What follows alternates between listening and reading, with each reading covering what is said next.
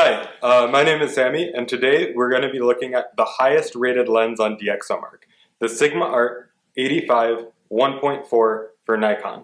With a total score of 53, the Sigma Art is DXOMark's highest rated lens, outclassing even the very impressive Zeiss Otis.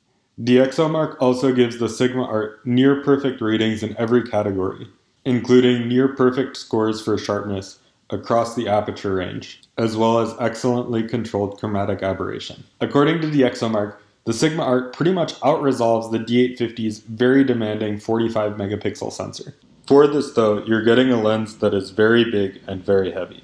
I also want to point out that this is a DSLR lens which is not stabilized, and if you're using a DSLR, you're most likely pairing it with a body that is not stabilized. Alright, so on to the fun part. Let's go out to the park and take some photos.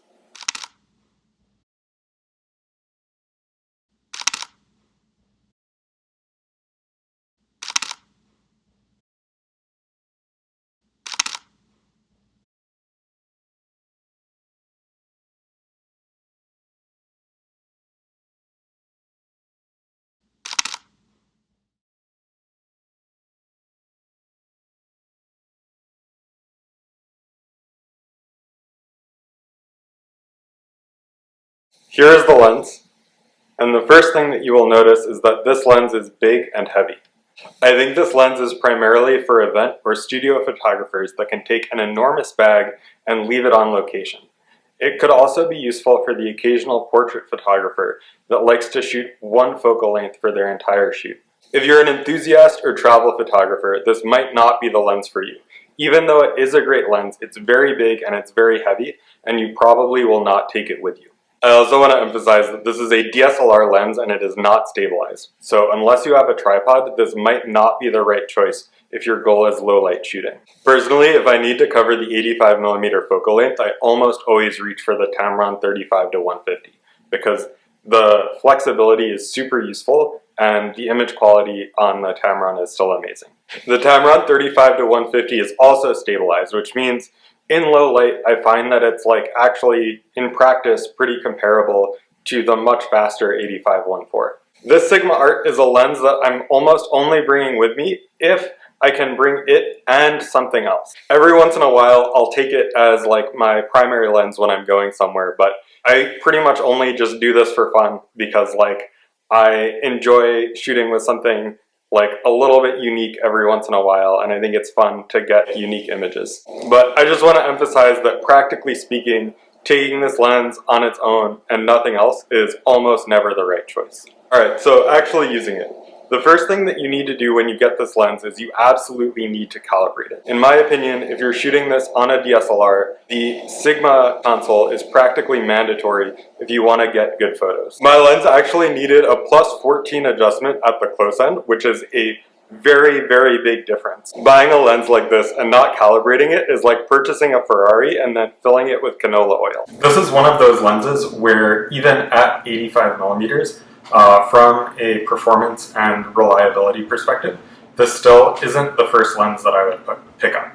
And that's really because sometimes when you shoot with it, you'll get these really amazing, incredible, beautiful results. But every once in a while, you'll take a photo and you'll have used this ultimate top of the lens, and the photo quality from the lens itself, doesn't even really look that good or really look that special. So in my opinion, this is a very kind of niche kind of lens that you can try using once or twice to get a really special or a really interesting shot. But at least for me, it's not a lens that I would kind of really rely on and really put all of my weight on.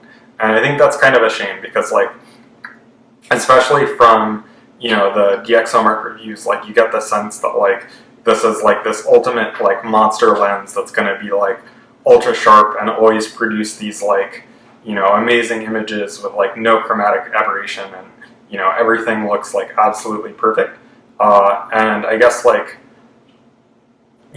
didn't do any lab tests, but my personal experience with it doesn't really back up those results. And so I would say, like, does this lens live up to the hype? And I think the answer is resounding no. It's still a good lens. It's still an interesting lens, and it's still like a great, a lens that you can take great photos with, especially when you're in the exact, right situation. But for me, again, like, I was actually like a little bit disappointed, and I don't feel like this is one of those lenses where you can really just like plug it in and really rely on it and use it full time.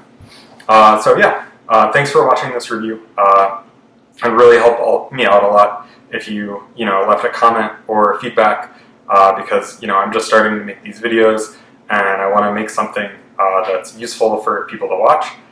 So if you kind of tell me what parts of this you found useful, like what was helpful or not, that would really help me out a lot. So yeah, thanks for watching. I hope you enjoyed watching this review of the Sigma Art 8514.